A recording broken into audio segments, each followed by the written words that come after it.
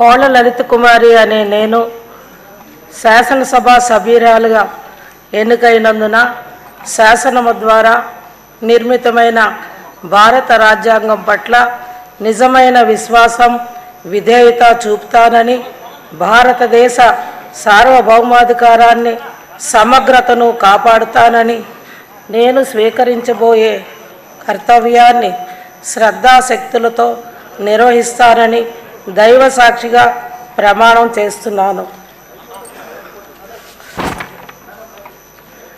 ఆంధ్రప్రదేశ్ శాసనసభ సభ్యురాలినైన కోళ్ళ లలిత కుమారి అనే నేను సభ నియమాలకు కట్టుబడి ఉంటానని, వాటిని అనుసరిస్తానని, సభ మర్యాదలను పాటిస్తానని, సాంప్రదాయాలను గౌరవిస్తానని దైవ సాక్షిగా ప్రమాణం చేస్తున్నాను.